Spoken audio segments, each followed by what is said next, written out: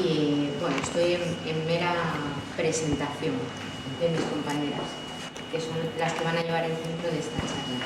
Nos proponemos desde la Secretaría de Política Social e Igualdad organizar una charla, espacio de reflexión acerca de la Ley de Dependencia, una vez que han pasado ya 7 años de su implantación y que en unos meses vamos a entrar ya en la finalización del calendario previsto y modificado en diversas ocasiones para que la ley esté desarrollada completamente y se aplique en toda su totalidad. En este momento es cuando consideramos que puede ser un momento para reflexionar cómo ha ido evolucionando la ley, una ley que nació con una necesidad importante de la ciudadanía y como un avance importante hacia el camino a un estado de bienestar y que se ha ido quedando atrapada en el camino por diferentes cambios de normativas, de políticas, de gobiernos que han montado una bola tan gorda que necesitamos ir poco a poco deshilando para entender qué ha pasado y cómo está el procedimiento actual. Ayer decía un compañero dirigente de esta organización que esto es la ley de dependencia, no, es la ley de independencia y que el gobierno central y de la Comunidad de Madrid se ha independizado de la ley y la tiene ahí apartada sin consulta popular ni nada, directamente. Entonces, para reflexionar entre todos sobre esta situación, sobre la situación que tiene ahora mismo la ley y la normativa y sobre todo en qué situación deja a los ciudadanos que tienen una necesidad de atender a personas con dependencia, os proponemos un encuentro en el que está dividido en varias partes. En la primera parte, en el que la responsable de la Secretaría de Política Social e Igualdad, Ana González, nos va a explicar cómo ha evolucionado la ley, en qué momento está ahora, por qué momentos ha pasado y sobre todo cuál es nuestra propuesta, qué propuestas hacemos desde el sindicato, desde Comisiones Obreras de Madrid, para darle un cambio a esta ley y para que sea el centro de nuestras reivindicaciones también. Y una segunda parte en la que la técnica de la Secretaría, Carolina Mújica, nos va a explicar cómo están los procedimientos hoy por hoy, cómo están los servicios y las prestaciones hoy por hoy y cuáles son los trámites que debemos de seguir a la hora de solicitar el derecho, de reivindicar nuestro derecho a la dependencia. Y luego, finalmente, pretendemos que sea un espacio de debate, que todos y todas tengamos voz para cualquier duda o para cualquier reflexión que nos queráis hacer llegar y que nos facilite el trabajo sindical entre todos. Así que, sin más, Ana, te cedo la palabra. Bueno, pues buenos días, bienvenidos a Comisiones Obreras de Madrid y un saludo de la Comisión Ejecutiva de Comisiones Obreras. Como bien decía Ángela, vamos a empezar con lo que sería la parte de cómo ha evolucionado la ley de atención a las situaciones de dependencia y de la autonomía personal, que es exactamente o parecido el nombre de la ley en estos 7 años de desarrollo, cuando prácticamente nos encontramos ya en el proceso de finalización de implantación. La ley de dependencia efectivamente ha sido quizá el mayor avance social de los últimos 20 años. Después de la buenos días. Buenos días. Hola, ¿qué tal, compañeros? Después de la promulgación de la Ley de Pensiones No Contributivas en el año 90, quizás sea, insisto, el mayor avance social en el ámbito del marco de protección social. Nos tenemos que remontar a la PSP, a la propuesta sindical prioritaria, que recordáis nace después de la huelga general del 14 de diciembre, para ver ya ahí en ese marco, en el año 89, alguna referencia que ya hacíamos, el movimiento sindical, UGT y comisiones obreras, referente precisamente a la necesidad de ampliar los sistemas de protección social. En aquel momento todavía no hablábamos de la necesidad de articular un marco de protección en este ámbito, pero sí que se hacía una cierta referencia.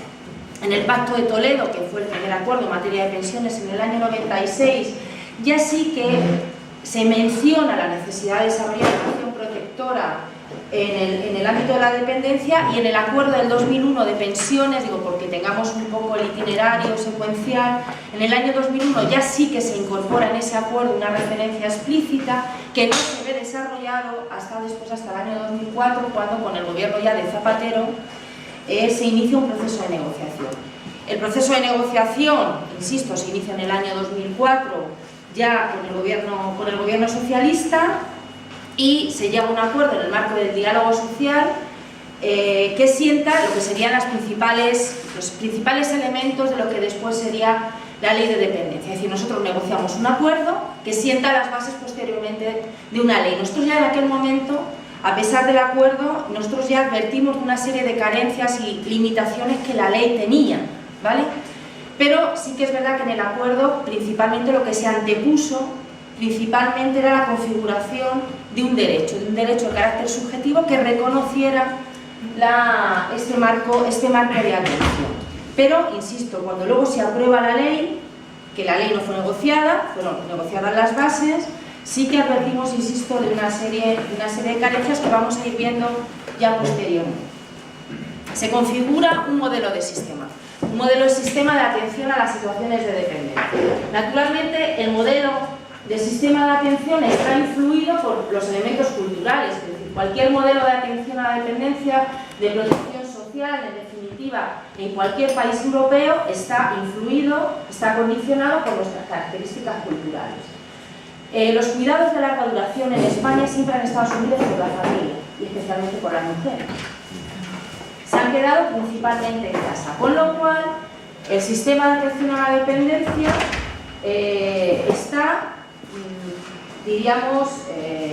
le impacta este elemento, el componente familia. Yo recuerdo en los momentos de negociación, que fue nuestra confederación, naturalmente, la que estuvo en el proceso de negociación, pero con participación de todas las estructuras, que nosotros apostábamos directamente por un sistema exclusivamente articulado sobre la base de servicios y no sobre la base de prestaciones económicas. Porque entendíamos, primero, que aportaba una cualificación, una profesionalización a un elemento que siempre había estado en el entorno familiar.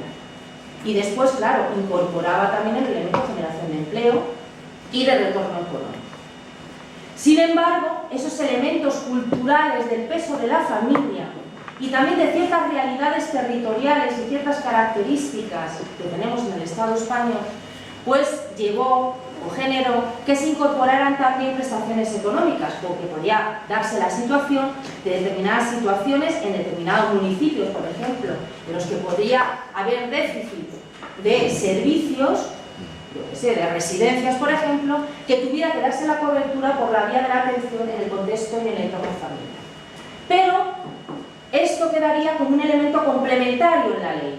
Es decir, la ley, lo vamos a ver ahora también después, la ley queda claro y prioriza los servicios frente a las prestaciones. Luego la evolución ha sido otra que también lo vamos a dar. A ver, y también lo que se pretendía era dar un giro a ese elemento, diríamos, de centralizar, a ese aspecto de centralizar los cuidados de larga duración en el entorno familiar y especialmente que fuera una carga femenina de las mujeres, ¿no?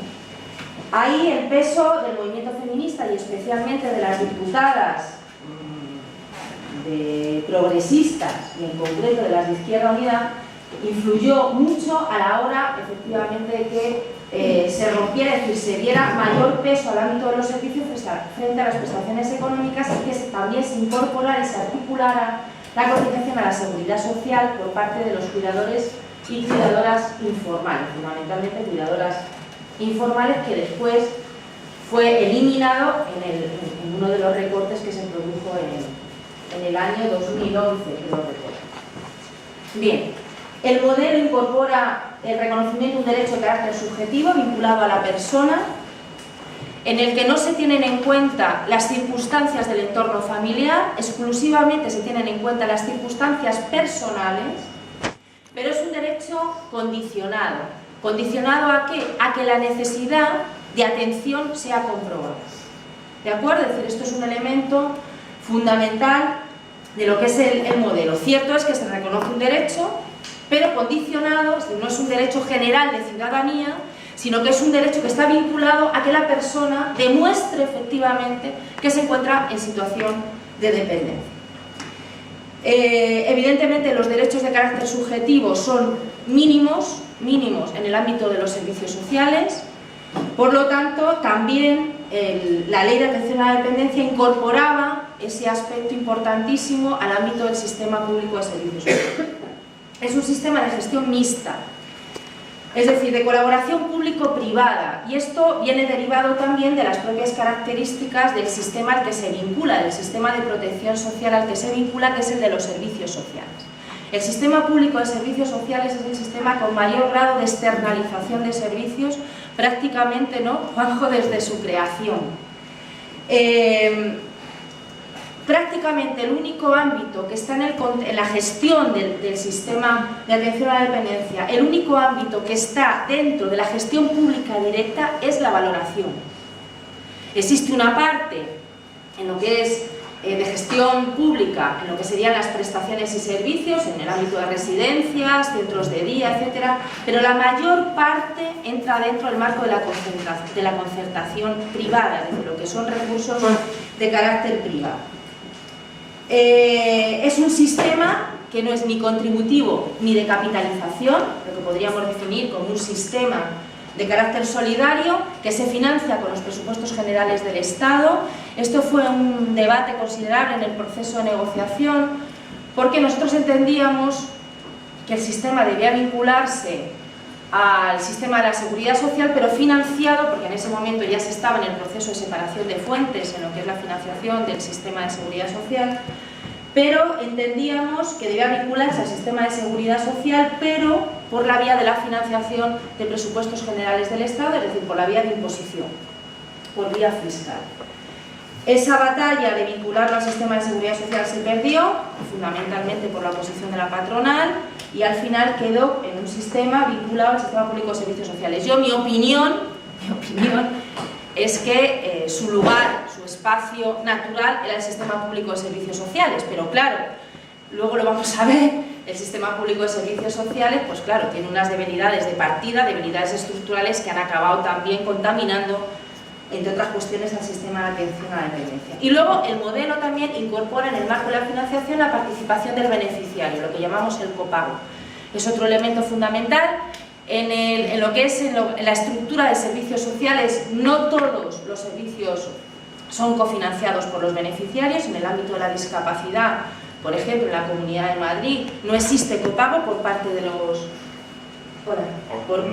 los beneficiarios o de los usuarios. Eso también ha sido una lucha importante del movimiento asociativo, porque el gobierno del Partido Popular hace aproximadamente 12 años, 14 años, intentó incorporar el copago a lo que es la atención de las personas con discapacidad, y afortunadamente esto se echó para atrás. Pero bueno, en el ámbito de la dependencia existe claramente la cofinanciación del beneficio.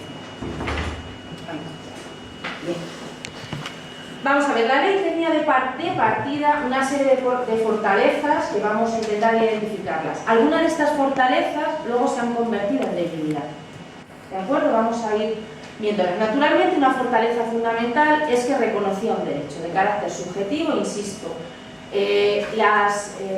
El componente de derecho es muy débil, prácticamente no existe en el ámbito de los servicios sociales, tan solo en el ámbito de las rentas mínimas es un derecho muy condicionado a una serie de elementos, con lo cual, claro, incorpora una fortaleza de primer orden, es decir, un derecho de carácter subjetivo vinculado a una necesidad comprobada, pero que por lo tanto es un derecho exigible y reclamable, ¿no?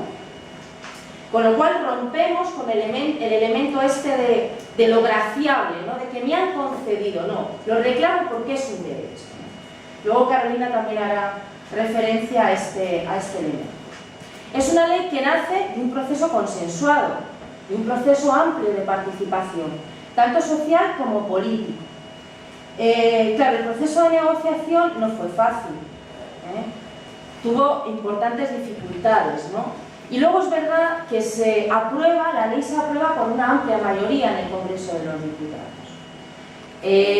Los grupos nacionalistas votaron en contra porque entendían que se vulneraban competencias autonómicas, y una parte del PP pequeña también creo que se abstuvo porque no se incorporaba el término nacional, sistema nacional de autonomía y tal, estos elementos. Pero en definitiva, insisto, fue una ley que con todas sus dificultades en el proceso de negociación Aquí todo el mundo luego se empezó a poner las medallas de la ley de dependencia, pero sí que es verdad que es una ley que obtuvo un amplio consenso social en aquel momento y político también.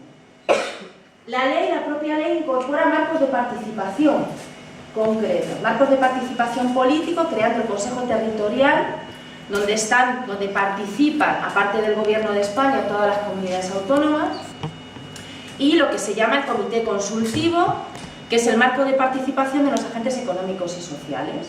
Estos ámbitos siguen funcionando con sus dificultades, pero existen. Lo que no ha tenido traslado es a todas las comunidades autónomas. Por ejemplo, la Comunidad de Madrid, también lo veremos más adelante, a pesar de reclamar por nuestra parte, insistir permanentemente la necesidad de crear espacios de participación de estas características, tal cual lo marca la ley, no tenemos marco de participación social en el ámbito de la dependencia, con lo cual no existen mecanismos de control y de seguimiento de la ley de carácter institucional. Es una ley, un sistema que se ancla y se vincula al sistema público de servicios sociales, ya lo hemos visto. En un primer momento esto parecía positivo, ¿no? Porque, claro, iba a